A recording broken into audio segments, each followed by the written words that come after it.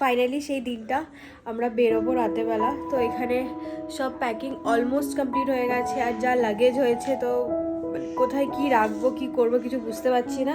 এবারে প্রচুর ব্যাগ হয়ে গেছে, যেহেতু শীতকালে যাচ্ছি তো সেই জন্য অনেক উইন্টার ওয়্যার্স আছে, আর আমাদের তো এখানে শীত পড়ে না মুম্বাই, তো সেই জন্য সব নতুন করে সব কিনতে হলো, সব নিয়ে সেগুলো নিয়ে যাওয়া হচ্ছে। হ্যাঁ আছে ওখানে কিছু, তবে সেগুলো ছোট হয়ে গেছে আর অনেকদিন পুরানো, তো তাই কিছু জ্যাকেটস, তারপরে গায়ে দেওয়ার ওই শল টাইপস কিছু মোটা মোটা জিনিস, কারণ এবছরে শুনছিলাম যে ওখানে প্রচুর ঠান্ডা পড়েছে, তো সেই অনুযায়ী সব জিনিসপত্র নেওয়া হয়েছে। আর এদিকে আছে সোনার ব্যাগ, মানে স্কুল ব্যাগ আছে, ওর মধ্যে বুকস আছে, 1 মাস থাকলে তো পড়াশোনা তো করতেই হবে। আর এদিকে কিছু আছে যে স্ন্যাক্স, এটা শুধু যাচ্ছে স্ন্যাক্স, আর কিছু কসমেটিক্স আছে, একটাতে শুধু জুতোর ব্যাগ আছে, আর আরেকটাতে কিছু জিনিস নিয়ে যাচ্ছি ওখানে মানে দিয়ে দেওয়ার জন্য, আর কিছু ওখানে রেখে আসার জন্য, কারণ এখানে অনেক জিনিস হয়ে গেছে আর জায়গা ধরছে না। আর ওইদিকে মা এখন পরোটা বানাচ্ছে, আর আমি নিয়ে যাব বলে ট্রেনে একটু গন্ধরাজ চিকেন বানাচ্ছি। গন্ধরাজ চিকেনের একটা স্টোরি আছে, গন্ধরাজ লেবুটা আমি এখানে পেলাম কোত্থেকে। অঙ্কিতা গিয়েছিল দেশে 1 সপ্তাহের জন্য, দাদার বিয়ে ছিল, তো ওদের বাড়িতে গাছ আছে গন্ধরাজ লেবুর, তো সেখান থেকেও একটা এত বড় গন্ধরাজ লেবু এনে দিয়েছে। তো সেইটা আমি ভাবলাম যে এই মুহূর্তে কি করব, ওটা কী করে ইউজ করব, তো সেটাকে আমি গন্ধরাজ চিকেন বানিয়ে ফেলছি। তো চলুন দেখবেন আমি বানিয়েছি। এই যে দেখুন কত জল বেরিয়েছে, আমি কিন্তু একটু জল দিইনি, চিকেন থেকে নিজে থেকে জলটা বেরিয়েছে। ওদের বাড়ি বাঁকুড়াতে, আর ওখানে মানে বাড়ির মধ্যেই গাছ আছে, তো সেখান থেকেও আমার জন্য লেবু এনে দিয়েছে, আমার যেহেতু ভালো লাগে খেতে। আর এই যে কিছুটা একটু রেখে দিয়েছি, এর মধ্যে লাস্টে উপর থেকে দেবো বলে। আর এখানে মা লেচি গুনছে পরোটার কার কটা পরোটা হবে, একটু পরোটা নিয়ে যাবে। বেসিক্যালি আমরা ট্রেনের খাবারটা এখন অ্যাভয়েডই করছি, কারণ এত নোংরা থাকে, মানে ইচ্ছা করে না, ঘেন্না লাগে খেতে, আর খাবারের কোনো টেস্ট থাকে না, তো শরীরটা খেলেও কীরকম লাগে, তো যতটা পারি ঘর থেকেই নিয়ে যাওয়ার চেষ্টা করি। এটাকে একটু শুকনো শুকনো হবে, শুকনো শুকনো মতো করে ওটাকে ভাত দিয়ে খেতে বেশ ভালোই লাগে। একবার মাকে আমি ফ্রাইড রাইস করে দিয়েছিলাম, মানে মিক্সড ফ্রাইড রাইস যেটা বলে, কিন্তু সেটা না কীরকম একটা হয়ে গিয়েছিল, মানে কীরকম জল কাটা মতো হয়ে গিয়েছিল। তো তারপর থেকে আমরা নর্মাল ভাতে নিয়ে যাই, ফ্রাইড রাইস নিয়ে যাই না, আর এরকম ড্রাই ড্রাই করে একটু চিকেন বানিয়ে নিলে বেশ ভালোই থাকে। খুবই সিম্পল, চিকেনটাকে শুধু ধুয়ে নিয়ে নুন মাখিয়ে, আর এর মধ্যে আদা রসুন পেঁয়াজ আর কাঁচা লঙ্কার একটা পেস্ট বানিয়ে নিয়েছিলাম, সেটা দিয়েছি, আর দিয়েছি টক দই, আর দিয়েছি একটু ব্ল্যাক পেপার, আর কিচ্ছু দিইনি। আর অল্প করে একটু তেল মাখিয়ে নিয়েছিলাম, আর কড়াই তোলার আগে অল্প একটু তেল দিয়ে, আর ঝালটা একটু কম লাগছিল বলে তাই কটা কাঁচা লঙ্কা ছেড়ে দিয়েছি, আর এই চিকেনগুলো তুলে দিয়েছি। এই জলটার মধ্যেই চিকেনটা সেদ্ধ হবে, হয়ে জলটা শুকিয়ে মাখা মাখা হয়ে যাবে, ব্যাস আর কিছুই করতে লাগে না। আমি ধনেপাতাটা দিইনি, এর মধ্যে ধনেপাতাটা দিলেও ভালো লাগে, যেহেতু আমি গন্ধরাজ লেবুটা দিয়েছি না, তাই ধনেপাতাটা আমি অ্যাভয়েড করেছি, তাহলে ধনেপাতার সেন্টটা থাকবে, আর গন্ধরাজ লেবুর যে স্মেলটা সেটা আর থাকবে না। আর হ্যাঁ, অল্প করে আমি একটু গন্ধরাজ লেবুর জেস্টও দিয়ে দিয়েছি, তাহলে কি আরো ভালো ফ্লেভারটা থাকবে এর মধ্যে।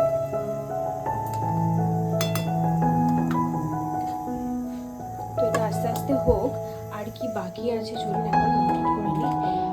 আর এখন দেখি কটা বাজে, 12:25 এর অবস্থা। 12:25 বাজে, এখনো মাস্তি করে যাচ্ছে ওর সাথে। আদিতি ঘুমাবি না, ঘুমাবি না? আমার এখনো টেবিল ভর্তি জিনিসপত্র এখানে আছে, ঢোকাতে হবে। আর এই যে এত ব্যাগ হচ্ছে, কে নেবে কিছু বুঝতে পারছি না। শুধু শুকনো মতো হয়ে গেছে, আর একটু গামা থাকা নামিয়ে নেবো। আর এই যে পরোটাগুলো ভেজে নিচ্ছি, চৌকো চৌকো পরোটা।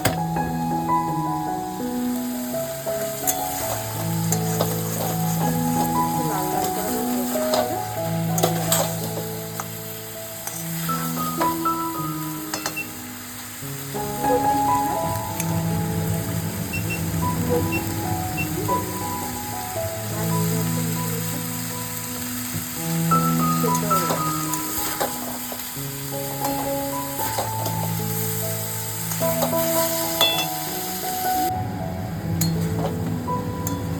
এই যে পুরো হয়ে গেছে এখানে।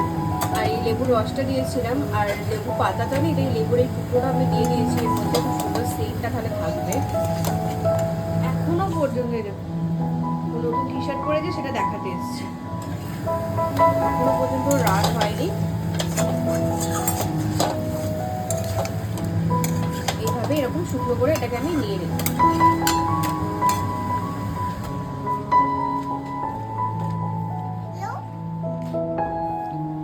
টাইমটা দেখুন, 1টা বাজে। অবস্থাটা দেখুন খালি। তো ঘুম পাইনি? ঘুম পাইনি? ঘুম পাইনি? ঘুমাবি? আর শুয়ে পড়। চাদর কই? শুয়ে পড়, ঢাকা দিয়ে শুয়ে পড়। ঘুমা, চোখ বন্ধ।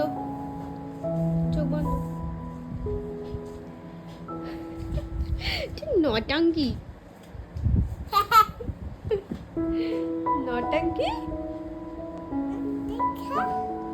দেখো।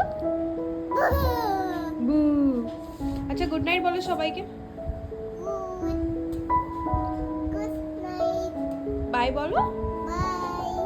বলো সি ইউ। এদিকে দেখো।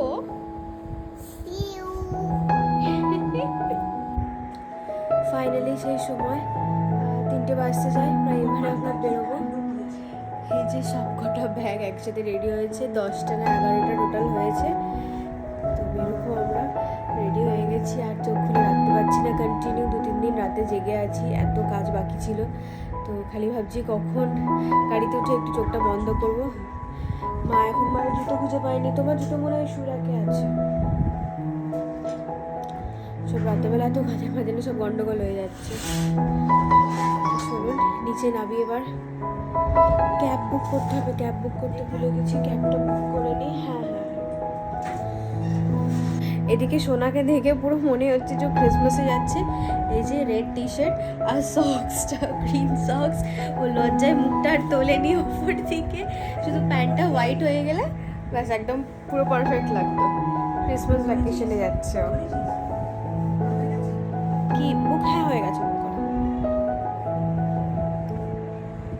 যতক্ষণ না বেরিয়ে বসছি না ততক্ষণ শান্তি হচ্ছে না। বুক তো করেছি, রাতেবেলা আবার যে কোনো মুহূর্তে ওরা ক্যান্সেল করে দেয়। ফোনের সব কভার চেঞ্জ করা হয়েছে, কোনটা কার ফোন, এত কনফিউশন লাগছে, বোঝা যাচ্ছে না। বেশ ঠান্ডা লাগছে, আমি না জ্যাকেটটা পরে ফেলি। 1 সেকেন্ড।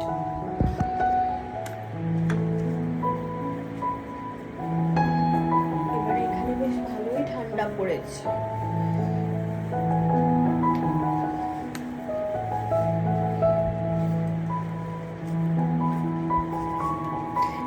নিজের চুলটাকে দেখে একবার করে কান্না পাচ্ছে। এইটুকু চুল আমি কখনো রাখিনি।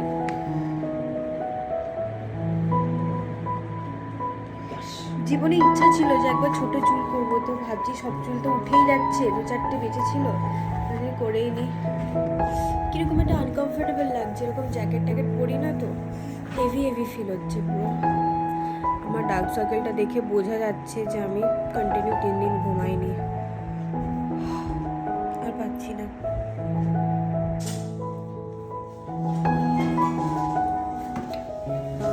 এখানে বেরিয়ে গেছি, ভাইয়ের লাগেজগুলোকে নিয়ে যাচ্ছি।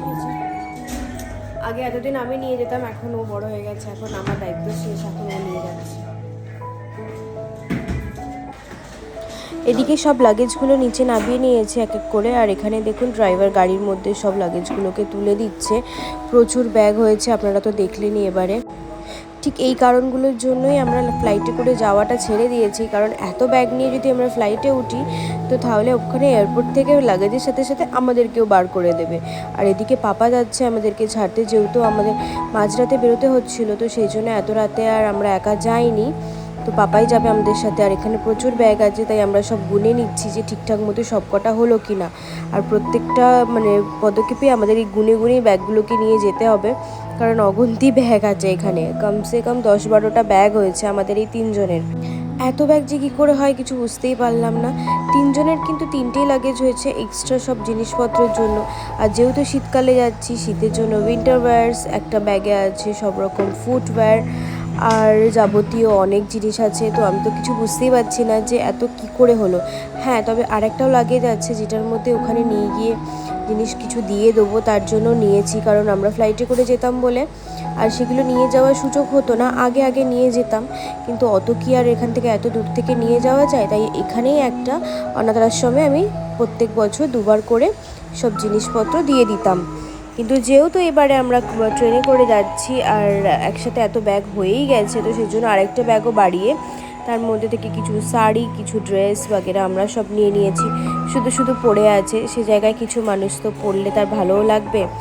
আমরা তো প্রত্যেকটা বিয়ে বাড়িতে, প্রত্যেকটা অনুষ্ঠানে নতুন নতুন জামা কাপড় পরি, একটা জিনিস রিপিট করতে চাই না। কিন্তু এমন অনেক মানুষ আছে যাদের বিয়ে বাড়িতে পরার মতো কিছু থাকেই না, তাই কিছু কাজ করা শাড়ি বা কিছু কাজ করা জামা কাপড় আমি দিয়ে দিই, কারণ সেটা তো আমরা হয়তো আর রিপিট করবো না। আর এই যে এদিকে দেখুন, আমাদের ভোরের ট্রেন ছিল, তো এই ট্রেনে উঠে বসে পড়েছি এখানে আমরা। আর পাপা আমাদেরকে ছেড়ে দিয়ে চলে গেছে।